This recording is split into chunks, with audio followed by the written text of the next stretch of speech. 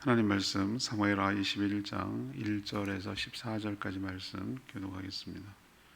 사무엘하 21장 1절에서 14절입니다. 구약성경 499쪽, 오늘은 10월 20일 목요일 아침입니다. 10월 20일자 본문 사무엘하 21장 1절에서 14절까지 말씀 교독하겠습니다. 다윗의 시대에 해를 거듭하여 3년 기근이 있으므로 다윗이 여호와 앞에 간구하매 여호와께서 이르시되 이는 사울과 피를 흘린 그의 집으로 말미암음이니 그가 기브온 사람을 죽였음이니라 하시니라. 기브온 사람은 이스라엘 족속이 아니요 그들은 아모리 사람 중에서 남은 자라. 이스라엘 족속들이 전에 그들에게 맹세하였거늘 사울이 이스라엘과 유다 족속을 위하여 열심히 있으므로 그들을 죽이고자 하였더라. 이에 왕이 기브온 사람을 불러 그들에게 물으니라. 다윗이 그들에게 묻되 내가 너희를 위하여 어떻게 하랴? 내가 어떻게 속죄하여야 너희가 여호와의 기업을 위하여 복을 빌기느냐 하니 기브온 사람이 그에게 대답하되 사울과 그의 집과 우리 사이의 문제는 은금에 있지 아니하오며 이스라엘 가운데에서 사람을 죽이는 문제도 우리에게 있지 아니하니이다 하니라. 왕이 이르되 너희가 말하는 대로 시행하리라. 그들이 함께 아뢰되 우리를 학살하였고 또 우리를 멸하여 이스라엘 영토 내에 머물지 못하게 하려고 모해한 사람의 자손 7사람을 우리에게 내주소서. 여호와께서 택하신 사울의 고을 기브아에서 우리가 그들을 여호와 앞에서 옥매어 달겠나이다 하니 왕이 이르되 내가 내주리라 하니라. 그러나 다윗과 사울의 아들 요나단 사이에 서로 여호와를 두고 맹세한 것이 있으므로 왕이 사울의 손자 요나단의 아들 무비보셋은 아끼고 왕이 이에 아야의 딸 리스바에게서 난 자 곧 사울의 두 아들 알모니와 무비보셋과 사울의 딸 메랍에게서 난 자 곧 무올라 사람 바르실레의 아들 아드리엘의 5 아들을 붙잡아 그들을 기브온 사람의 손에 넘기니 기브온 사람이 그들을 산 위에서 여호와 앞에 목매어 달매 그들 7사람이 동시에 죽으니 죽은 때는 곡식 베는 첫날 곧 보리를 베기 시작하는 때더라. 아야의 딸 리스바가 굵은 배를 가져다가 자기를 위하여 바위 위에 펴고 곡식 베기 시작할 때부터 하늘에서 비가 시체에 쏟아지기까지 그 시체의 낮에는 공중에 새가 앉지 못하게 하고 밤에는 들짐승이 범하지 못하게 한지라. 이 아야의 딸 사울의 첩 리스바가 행한 일이 다윗에게 알려짐에 다윗이 가서 사울의 뼈와 그의 아들 요나단의 뼈를 길랏 야베스 사람에게서 가져가니 이는 전에 블레스 사람들이 사울을 기브아에서 죽여 블레스 사람들이 벳산 거리에 매단 것을 그들이 가만히 가져온 것이라. 다윗이 그곳에서 사울의 뼈와 그의 아들 요나단의 뼈를 가지고 올라오매 사람들이 그 달려 죽은 자들의 뼈를 거두어다가 사울과 그의 아들 요나단의 뼈와 함께 베냐민 땅 셀라에서 그의 아버지 기스의 묘에 장사하되 모두 왕의 명령을 따라 행하니라. 그 후에 하나님이 그 땅을 위한 기도를 들으시니라. 아멘. 3년 연속 거듭 기근이 들자 다윗은 하나님께 기도했습니다. 근데 뜻밖에도 예상치 못하게 사울의 집안의 죄 때문이라고 대답을 하셨습니다. 특히 사울의 집안이 무슨 일을 했는가? 기브온 족속을 학살한 것이죠. 그래서 다윗이 기브온 족속이 물었으면 어떻게 해야 이 원한이 풀리겠는가라고 했더니 사울의 자손 7명을 요구하는 거예요. 처형하겠다는 것이죠. 그래서 다윗이 사울의 자손 7명을 붙잡아 넘기자 그들은 하나님 앞에서 사울의 고향 땅 기브아에서 교수형을 집행했습니다. 이후 사울과 요나단의 뼈까지 가져와서 이들 7명의 시신과 함께 사울의 아버지 기스 묘에 장사하자 모든 기근이 풀리고 하나님께서 기도에 응답하셨다라는 에피소드입니다. 오늘 질문은 언약이 왜 이토록 중요합니까? 언약이 왜 중요한가? 이거에 대해서 오늘 이야기를 나누고자 합니다. 먼저 1문단입니다. 1절에서 6절까지 말씀. 땅에서 매이면 하늘에서도 매이기 때문에 그렇습니다. 오늘 21장부터 쭉 마지막 장까지 31일 우리 묵상할 때까지 나오는 얘기는 다윗이 통치할 때 있었던 중요한 에피소드를 지금 얘기하는 것이 시간의 순서로 얘기하는 게 아닙니다.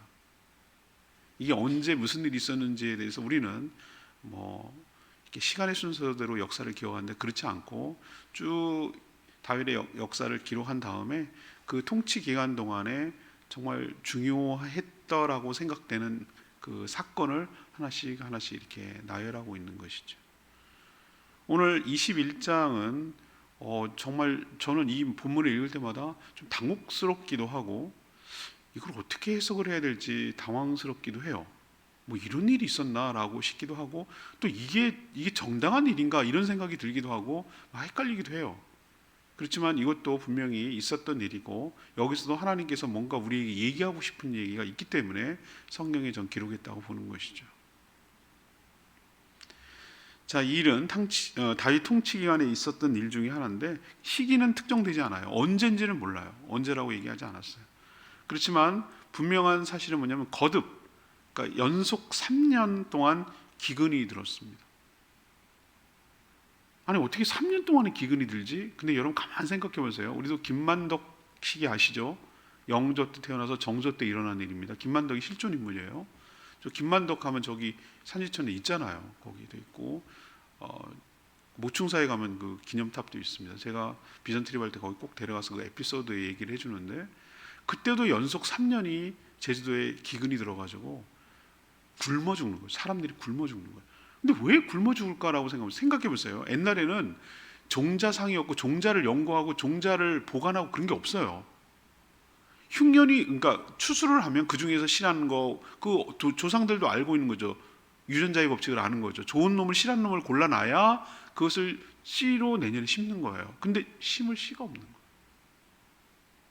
그러니까 막 어이없는 일이 벌어지는 거예요. 심을 씨가 없으니 심을 게 없고 거둘 게 없고 그 연속으로 막 치고 나가는 거예요. 아마 모르긴 몰라도 자연재해에 대해서 취약할 거라고 생각해요. 제주는. 그렇기 때문에 그해 뭔가 아주 강력한 태풍이 불든지 뭐가 병충해가 있든지 한재가 있든지 뭐가 있었든지 아무튼 농사가 완전히 망한 거예요.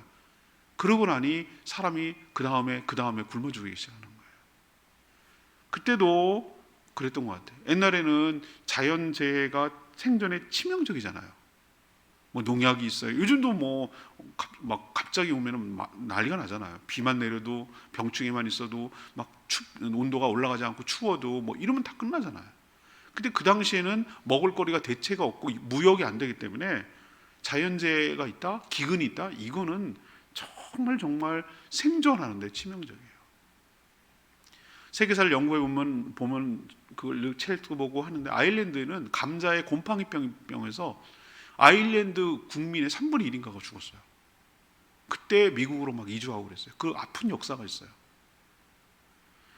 자, 모든 자연재해가 하나님의 심판이냐 이렇게 말하면 여러분 정말 조심해야 됩니다. 그래서 제가 이 에피소드를 얘기하기가 너무 힘든 거예요. 좀 어려워요. 굉장히 조심스럽습니다. 여러분 이렇게 말하면 안 돼요. 오늘 얘기는 그렇다고 얘기하는 것이지만 이걸 일반화시켜버리면 곤란하다고요. 그럼 모든 자연재해가 하나님의 심판이냐 이렇게 말해버리면요 이거 굉장히 이상한 게 돼버립니다. 조심해야 돼요. 함부로 말하면 안 돼요. 그렇지만 또 심판이 아닌 것도 아니에요. 오늘 얘기를 들어보면은 하나님께서 가끔 자연재해를 통해서 당신의 뜻을 이렇게 표현하기도 해요.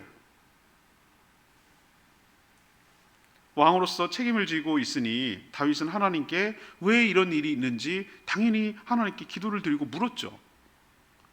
그랬더니 정말로 뜻밖의 대답을 들은 거예요.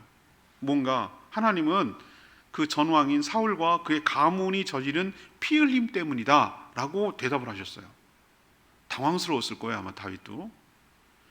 자, 이스라엘은 여호수아 정복 과정을 통해서 이 가나안 땅에 살고 있는 일곱 부족을 다 하나님께서 진멸하라고 그랬어요. 그런데 그 소식을 듣고 있던 아모리 족속, 그 일곱 부족 중에 하나입니다. 아모리 족속의 일부인 기브온 사람, 기브온에 살고 있는 사람들, 그러니까 아모리 족속인데 기브온에 살고 있던 사람들이 머리를 쓴 거예요. 이러다 다 죽겠구나. 여러분 여호수아 읽어보셔서 알겠죠? 그래서 멀리서 온 것처럼 남루하고 곰팡이 핀 뭐 떡 가지고 오와가지고 화친 조약을 맺어요. 근데 여호수아가 미스한 거죠. 멀리 오고 크게 뭐 위험한 종족이 아니라고 생각을 하고 살려주시면은 종이 되겠습니다. 뭐 이렇게 말하니까 분명히 하나님께서 다 멸절하라고 했는데 화친 조약을 맺어요. 하나님 앞에서 화친 조약을 맺습니다. 내가 너희들을 죽이지 않겠다. 그 대신에 너희들은 이제 뭐 허드렛 일 하는 거, 종이죠, 종. 뭐 나무 패고 물 기르고 뭐 이런 일 하도록 해서 살아남았어요. 그래서 이 기브온 사람들, 아모리 족속 일부는 멸절되지 아니하고 이스라엘에서 살아갈 수 있는 길이 열린 거예요. 지금 제가 뭐라고 말씀드렸죠? 하나님 앞에서 뭐라고 그랬죠? 언약을 맺었잖아요. 하나님 앞에서 언약. 아, 너네 속인 거잖아. 이거 사기, 이렇게 말할 수도 있어요. 속이려는 의도가 다분히 있어요. 근데 이 성경에서 쭉 흘러내려오는 거 보면 이것조차도 하나님의 섭리와 역사 가운데 있다고 보는 거예요. 그래서 설령 그럴지라도 실수로 했건 뭘 했던 간에 그렇게 할지라도 하나님 앞에서 한 약속은 어떻게 하는 거죠? 지키려고 노력한 거예요. 지키려고 노력했어요. 그래서 여호수아 이후에 400년 동안의 뭐 사사시대의 혼란기를 겪었을 때도 뭐 그때는 생존했겠지만 서로 공존하고 살았겠죠. 그런데 이제 중앙 왕권 제도가 되는 사울 왕이 딱 초대 왕이 되고 나서 어떻게 했습니까? 자기 동네, 자기 지파에 속해 있는 땅이라고 할 수 있는 기본 사람들을 어떻게 한 거죠? 탄압하기 시작하는 거예요. 아예 이거는 그냥 못 살게 구는 정도가 아니고 차별하는 정도가 아니라 뭘 하려고 했냐면은 멸절을 시키려고 했어요. 아예 그냥 씨를 말려버리려고 했어요. 우리도 그 조그마한 나라, 우리는 뭐 거기 같고 그렇지만 이런 미얀마 같은 데 보면은 그 소수족들을 갖다가 종교와 종족이 다르다는 이유만으로 잔인하게 학살하잖아요. 여러분 그거 보이시죠? 아시죠? 그런 식의 했던 거예요. 뭐 루안다에서 서로 부치족, 무슨 족, 투투족 해가지고 서로 지네끼리 종족이 다른 아예 그냥 죽이려고 하잖아요. 싹 죽이려고 하잖아요. 지금도 그렇게 피 흘림의 역사가 그 이런 성경 말고도 계속 있어 왔어요.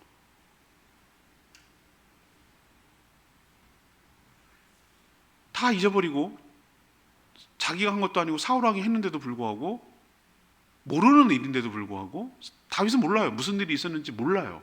그런데도 불구하고 하나님은 그것 때문에 기근이 생겼다고 오늘 얘기하는데 다윗은 상당히 당황스러운 거예요. 그런데 다윗이 한 행동이 굉장히 중요합니다. 왜 중요하냐면은 뭐 무시하고 그러지 않았어요. 기본 사람들에 가가지고 물어요. 우리가 어떻게 해야 너희들이 원한이 풀리고 그렇게 했느냐라고 묻자 이거는 재물로 해결할 수 있는 문제가 아닙니다 라고 말해요. 무슨 보상한다고 해결될 문제가 아니라는 거예요. 이것은 생명을 멸절하려고 주었기 때문에 원한이 산 거죠. 원한이 샀기 때문에 이거는 생명이 생명으로만 보상을 해야 이 문제가 끝나지 돈 준다고 이 억울함이 풀리지 않습니다 라고 말하면서 사울의 자손을 7명을 자기들한테 넘기라고 요구를 해요. 이것도 좀 당황스러워요. 자기가 저지른 일도 아닌데 자손들이 그 벌을 받는 거잖아요. 근데 여기서 제가 첫 번째 영적 원리를 얘기하는 거예요. 예수님께서도 얘기하셨을 거예요. 땅에서 매이면 하늘에서 매이게 될 줄로 압니다. 기도가 막히고 안 되는 거예요. 전 제주도 역사를 쭉 돌아다 보면서 여기서 이제 쭉 살면서 가만히 보고 여러 곳에 다니고 이야기 듣고 책 보고 현장 확인하고 그런 거 보면은 정말로 억울하게 죽은 사람들이 너무너무 많아요. 이렇게 저렇게 사람이 사람한테 그렇게 하면 안 되는 것이었는데 정말로 무고하게 생명을 너무나 가볍게 취급해서 죽고 죽이는 피 흘림의 역사가 많단 말이에요. 물론 그것을 이대로 대입할 것이냐 이렇게 말하면 저는 좀 조심스럽다고 내가 말씀드렸죠. 그런데 하나님께서 분명히 얘기하시는 게 있어요. 땅에서 매이면 하늘에서도 매인다고. 그걸 풀어줘야 되는 거예요. 그런데요, 우리 믿는 사람들이 이걸 풀려고 노력하지 않으니까 제가 정말로 그 얘기를 꼭 비전 트립 할 때 얘기하는데요, 이거를 우리가 모르는 척하고 이거를 그냥 뭐 그건 내가 할 일이야? 아니 다윗이 한 일입니까? 사울이 한 일이잖아요. 모르는 척하고 그냥 애써 외면하고 그냥 이렇게 방치하고 놔두면은 그걸 누가 그것을 삐집고 들어가냐면은 샤머니즘, 무속신앙이 삐집고 들어간단 말이에요. 보세요. 무슨 행사를 하거나 뭐 할 때 보면 제주도는 전부 다 구판이잖아요. 구판. 넋두리 한다고 그래요. 넋두리. 무당이 와가지고 신방을 무당이라고 그러더만. 난 깜짝 놀랐어요. 신방 가는 걸 무당이라고. 여기서 신방을 무당이라 하더만요. 무당을 신방이라 부르더라고. 근데 그 귀한 신성한 이름을 갖다가 무당을 갖다 신방. 하여튼 춤추는 거 보세요. 모든 문화에서 뭐 넋을 달랜다 뭐 한다 그러면 전부 다 무속신앙이 하잖아요. 이거 명심하셔야 돼요. 우리가 다윗이 이 문제를 풀지 않는 한 안 풀려요. 우리가 그것을 모른 척하고 외면해 버리는 한 온갖 귀신들이 달라붙어가지고 그 문제를 해결하겠노라고 해서 더 이상한 판치는 거예요. 억울함을 가지고 가장 갖고 놀기 좋아하는 게 사단이에요. 원하곤, 분통, 억울함, 막 이런 것들을 딱 가지고 놀기 좋은 소재가 사단이 좋은 소재예요. 우리 명심하십시다. 땅에서 매이면, 아니 땅하고 하늘하고 여기서 하늘은 블루스카이 아닌 거 아시죠? 영의 세계를 말하는 거예요. 이게 맞닿아 있다고. 맞닿아 있다. 전혀 관계가 없는 게 아니에요. 이 땅의 세계, 우리 땅의 세계라는 것은 우리가 인간이 살고 있는 이 세계를 말하는 거예요. 현실 세계. 그러면 하늘의 세계는 뭐냐면 영의 세계를 말하는 거예요. 여기서 매이는 문제는 하늘에서도 매인다고. 영의 세계도 이게 연결되어 있다고. 이런 생각을 가지고 문제를 접근해야지, 그게 뭐 어쨌다고 이런 식으로 안일하게 하는 것은 문제 해결에 전혀 도움이 안 되고 고통만 가중된다. 기근만, 고통만 가중된다는 거 우리가 꼭 참고하시고 기억할 필요가 있는 줄로 압니다. 두 번째는요, 18절에서 22절까지 두 번째 문단이에요. 하나님의 공의를 실현할 기준이 되기 때문에 언약이 중요하다는 거예요. 기브온 사람들은 다윗에게 이 문제를 4절 보세요. 은금으로 해결할 문제가 아닙니다 라고 말했어요. 그러니까 돈으로 해결하려고 하지 마라 이거예요. 돈으로 해결 안 된다는 거예요. 여러분, 생명이 돈으로 해결됩니까? 물론 우리는 어쩔 수 없이 무슨 사고가 나고 교통사고가 나고 그러면은 뭐 합니다만, 생명이 죽으면 그게 생명이 무슨 돈을 준들 그게 생명이 돌아와요?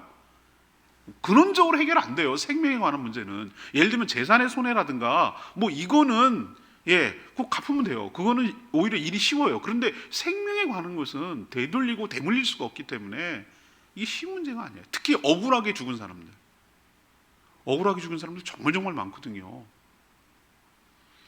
그들은 뭐라고 얘기했는지 아세요? 기본 사람들은 사울의 자손 7명을 자기에게 넘기라. 왜 7명이니까 모르겠어요.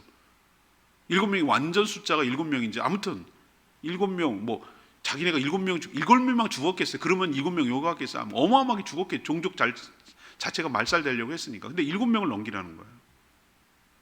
자손도 거의 없는데 지금 사울의 자손이 거의 다 죽었잖아요. 그러면 자기들이 그들을 사울의 고향, 딴 데도 아니에요. 일부러 그 특정한 장소를 얘기하는 게 바로 그들이 행하려는 목적이 분명해요. 사울의 고향 기부아라는 곳에 가서 그 7명을 목매달아서 죽이겠다고 말하는 거예요.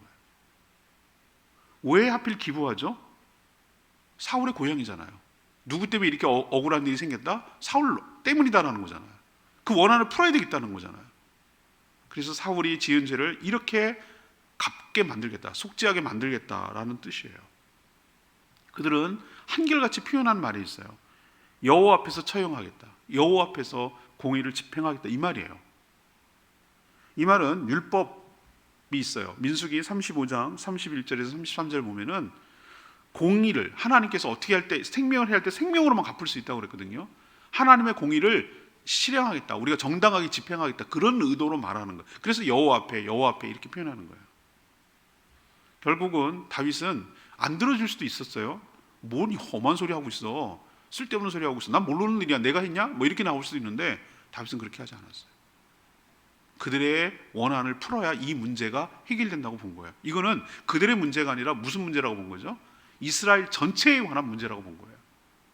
그래서 이 문제를 해결하기 위해서 사울의 후손들을 찾는데 사울과 리스바라는 첩 사이에서 태어난 아들이 알모니 무이보셋. 여기서 무이보셋은 그 요나단 무이보셋 아니에요. 이름이 똑같아요. 알모니 여기 2명. 이거는 뭡니까? 사울의 친아들이에요. 그리고 사울의 딸이에요. 딸 메랍에게서 태어난 5명의 아들. 이거는 외손자예요. 그렇죠? 딸에게서 태어난 5명의 아들. 그래서 친아들 2, 외손자 5, 합쳐가지고 7을 그들에게 넘겼어요. 기브온 사람들. 그리고 그들은 그 말한 대로 기브아에서 7명을 처형했어요. 여기서 두 번째 우리에게 주는 교훈이 무엇입니까? 죄는 그냥 없어지지 않는다는 거예요. 그냥 퉁치는 게 안 된단 말이에요. 하나님은 할 수 있잖아요. 하나님도 안 되는 게 있어요. 하나님이 자기 스스로를 모순되는 행동을 할 수가 없어요. 하나님은 공의와 거룩의 하나님이기 때문에 죄가 없던 걸로 하면 되잖아요. 그게 자기를 모순한다는 말이라거든요. 하얀 어둠 이런 거, 뭐 밝은 어둠 이런 거 없단 말이에요. 하나님은 거룩한 분이기 때문에 죄가 없어요. 그건 네 생각이고 사람들 말장난이고 안 되는 분이에요. 그건 자기를 모순되게 하는 말이니까. 죄는 분명히 그 결과로 형벌이 있어야 돼요. 생명은 돈이 아니라 뭘로 해결할 수 있다고요? 생명으로 해결할 수 있다는 사실을 우리에게 분명히 보여줘요. 이걸 우리에게 분명히 보여주는 이 원리가 어디서 나타납니까? 십자가에서 나타나잖아요. 우리가 지은 죄는 뭘로만 해결할 수 있다? 생명으로만 해결할 수 있다는 것을 뚜렷하게 보여주잖아요. 이것 보세요. 이들의 죄, 무고하게 생명을 죽인 죄는 생명으로만 해결할 수밖에 없다라는 것을 우리에게 뚜렷하게 보여주잖아요. 기브온 사람들의 요구는 이거는 단순히 복수가 아니라 하나님의 공의를 실현하는 수단이었다. 그 근거가 뭐였냐? 언약이었어요. 하나님이 이렇게 약속하지 않으셨느냐? 하나님이 이렇게 하겠다고 하지 않으셨느냐라는 것을 근거로 집행하는 거예요. 자, 세 번째, 왜 언약이 중요한가? 11절에서 14절 아까 말했던 거의 반대입니다. 땅에서 풀리면 하늘에서도 풀리기 때문입니다. 이 일로 가장 황당하고 속상한 사람 누구였을까요? 사울의 첩이었던 리스바였어요. 리스바는 그냥 숨어서 잘 지내려고 했는데 졸지에 2 아들을 잃어버렸어요. 죽였으니까요. 사고도 아니고 병도 아니고. 그녀는 상복을 입고 아들의 시신이 새나 들짐승에게 훼손되지 못하도록 그 아들의 시신을 지켰어요. 근데 왜 장례를 안 했을까? 이거는 뭐라고 표현하냐면 이렇게 보는 거예요. 이건 죄인이기 때문에 장례도 제대로 못하게 만든 거예요. 방치하도록 한 것 같아요. 시신을 그냥 놔둬버린 거예요. 교수형에 처해놓고. 그리고 얼마나 잔인하고 마음 아프겠어요. 이거 진짜 못할 짓이에요. 이것도. 그래서 일종의 시묘살이처럼 자기 아들의 시신을 훼손되지 않도록 지킨 거예요. 처형이 보리 추수 때라고 오늘 표현했어요. 이건 시기가 나와요. 4월입니다. 4월 양력으로. 근데 다음 우기가 10월인데 최소한 그 이상으로 했었는데 그 우기라고 말할 수가 없는 것이 뭐냐면은 시신에 비가 내릴 때까지라는 거예요. 그러니까 원한이 풀릴 때까지예요. 이것도 자기가 알았어요. 이거는 그냥 해결될 문제가 아니라 장례를 치를 수 있으려면은 시신에 비가 떨어져야 되는 거예요. 이 모든 기근이 해결돼야 돼야 끝난다는 걸 자기도 알고 있는 거예요. 이 소문을 다윗이 들었어요. 어떻게 보면 또 다른 억울한 사람이 생긴 셈이죠. 그죠? 사울이 잘못하는 것을 왜 자손들이 이렇게 고통을 받아야 되는가? 그래서 다윗은 이참에 길르앗 야베스에 안치된 사울 그리고 요나단의 뼈를 수습했어요. 여러분 기억나시죠? 길르앗 야베스 사람들이 은혜를 입었어요. 그래서 블레셋과의 전투에서 죽었다는 얘기를 듣고 거기까지 가가지고 그 시신을 자기가 장례 치러줘서 거기가 있는 거거든요. 그래서 이참에 우리도 무슨 길랍니다. 그래서 묘지를 정리해야 됩니다. 할 때 뭐 하는 거죠? 이장도 하고 정리도 하고 이렇게 한꺼번에 하잖아요. 그래야 이게 해결될 것 같다라고 다윗이 생각한 것 같아요. 기브온 사람들의 억울함도 풀어야 되지만 이 사울의 자손들의 억울함도 풀어줘야, 양쪽이 다 풀어줘야 이게 해결될 것 같다라고 판단한 것 같아요. 그래서 그 7명의 그 자손들을 시신과 그 다음에 이미 죽어가지고 뼈로 남아있는 사울 왕, 그 다음에 요나단 왕자의 뼈를 길르앗 야베스까지 가가지고 가지고 옵니다. 가지고 와서 고향 땅에 있는 사울의 아버지 기스라는 사람 그 묘에다가, 가족 묘였으니까 옛날에는 다 똑같이 장례를 치러줍니다. 그러자 14절에 보니까 하나님이 그 땅을 위한 뭘 들으셨다? 기도를 들으셨다. 이 말은 3년의 기근이 그치고 비가 내리기 시작했다는 뜻이에요. 이처럼 언약이 중요해요. 땅에서 풀리면 하늘에서도 풀리는 것이 하나님께서 세우신 약속임을 기억하시기를 바랍니다.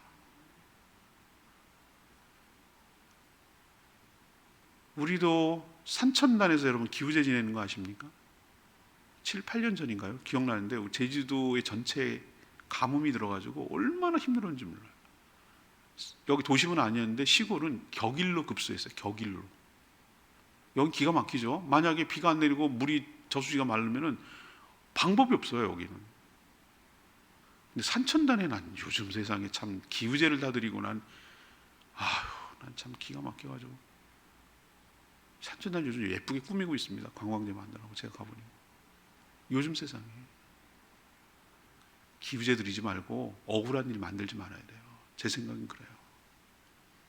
원한 살 일 만들지 말아라. 그게 기후제 드리는 것도 100,000번 나아요. 누구도 원한에 사무쳐서 하늘에 사무치지 않도록 하는 것이 이런 험한 일 생기지 않는 비결이라고 저는 생각합니다. 레마 말씀이 3절이에요. 너희를 묻는 거예요. 너희를 위해 어떻게 하랴? 내가 너희 어떻게 속죄하여 너희가 여호와의 기업을 위하여 복을 빌겠느냐? 지금 다윗이 기브온 사람들을 달래는 말이거든요. 내가 어떻게 할까? 어떻게 해야 속죄가 될까? 어떻게 해야지 하나님의 기업이 너희들 때문에 다시 회복되고 복을 빌어주겠느냐? 이렇게 묻는 거예요. 난 참 다윗이 이런 말이 참 따뜻한 것 같아. 이 다윗한테 배워야 될 게 참 많아요. 다윗은 사울과 달랐어요. 다르죠. 이게 다른 모습이잖아요. 사울은 어떻게 하죠? 기브온 족속을 어떻게 하려고 그랬습니까? 학살하고 멸절하고 죽이려고 그러고, 그래서 없애서 해결하려고 그랬어요. 그래서 이득을 극대화시키려고 했는데 다윗은 언약에 따라 하나님의 공의를 실현시켜서 이 문제를 해결하려고 접근했어요. 다윗은 기브온 사람들에게 어떤 변명도 합리화도 핑계도 되지 않았어요. 사실 자신의 잘못도 아니에요. 전왕 잘못이에요. 그러나 국정을 책임지는 왕으로서 이 기근의 문제를 해결해야 되거든요. 그러기 위해서 이들의 원한을 풀어줘야 되거든요. 그러지 않으면 이 문제가 해결되지 않거든요. 그래야 자신들에게 복이 있다는 걸 알고 그들이 원한 풀어주는 일, 아픔을 풀어주는 일을 한 거예요. 우리도 마찬가지예요. 우리도 여러 가지 삶에 어려움이 있고 묶인 것이 있다면 그게 뭔가 관계가 깨지거나 원한이 사무치거나 억울한 일 생기게 만들거나 그러면 안 되는 것이에요. 그런 일 생기지 않도록 우리가 삼가 조심하며 살아가는 저희 모두가 되기를 원합니다. 참 성경은 아주 우리에게 많은 살아가는데 정말 필요한 아주 소중한 교훈들을 하나씩 하나씩 얘기하고 있는 거 여러분 기억하시고 말씀대로 교훈을 얻고 살아가는 저희들 되기를 원합니다. 오늘 말씀 붙들고 기도하기 전에 548장 찬양지 548장 부르고 기도하겠습니다.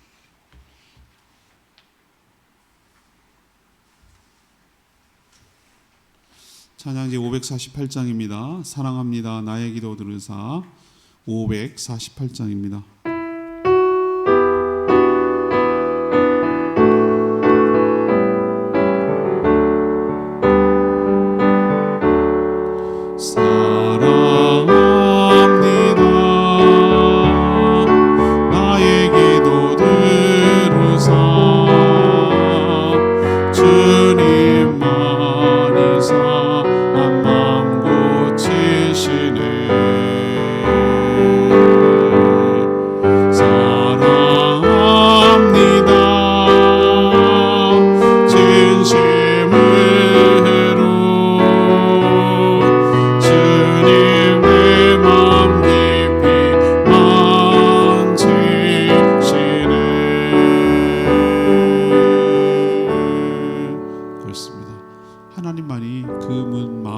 주실 수 있는 분입니다. 기도가 막히지 않도록, 원한 사는 일이 없도록, 나 때문에 억울한 일이 생기는 일이 없도록, 나 때문에 원한이 생기는 일이 없도록 우리 주변을 돌아보며 그것을 풀어야 내 인생도 풀린다는 거 여러분 꼭 기억하시고, 우리도 주변에 억울하고 답답한 사람들 생기지 않도록 또 그것을 푸는 데 노력하도록, 그래야 나도 복을 받고 모두 같이 복을 받고 살아가는 것임을 기억하고, 이 땅에 억울하고 피 흘림이 무속으로 해결되지 않도록 하나님 앞에서 언약대로 해결될 수 있도록 은혜를 달라고 주여 외치며 기도하겠습니다. 주여 하나님, 사랑합니다. 나의 기도 들으사 주님만이 상한 마음 고치시네.